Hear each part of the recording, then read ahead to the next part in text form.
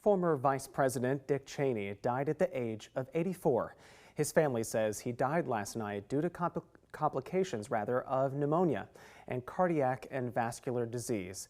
Cheney served 2 terms as vice president under President George W. Bush from 2001 to 2009. He was also a key figure in the War on Terror.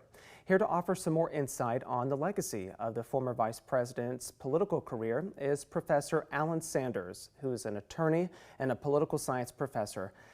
Alain, please welcome to our show, and thanks for joining us today. My pleasure, Will. I think it would not be a stretch to describe the former vice president as a polarizing figure in our nation's history. Can you describe what led to that exactly? Well, I think what led to it was, one, he was a very powerful vice president. He was a close confidant of President Bush, and he pushed for expansion of executive power, especially executive power pertaining to terrorism. He was a strong backer, and he pushed hard for the invasion of Afghanistan and later for the invasion of Iraq. And both of those wars were highly controversial. They involved all kinds of military activity on the ground there, but they also involved some important expansion of presidential power here in the United States and abroad. That is to say, the laws under which they operated, the Bush administration and Mr. Cheney backed this, called for secret courts, secret wiretaps without warrants, unlimited detention of suspects without hearings, and enhanced interrogation techniques, which many people believe bordered on torture. And you touched on it there. He is regarded as one of the more powerful vice presidents of all time. So how did he change those powers within that position?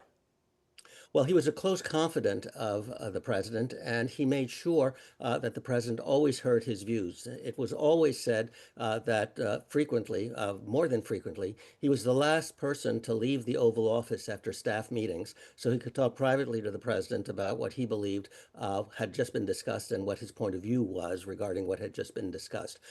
He was also very influential on Capitol Hill. He was a former congressman, and over the years he had managed to have relationships with people on both sides of the aisle, and he was very instrumental in talking to legislators in the House and in the Senate to get the president's agenda passed in Congress. And so domestically, he was a power broker with the Congress, and internationally, he was quite a strong advocate of military power and presidential power in dealing with terrorism in the Afghan and the Iraqi wars.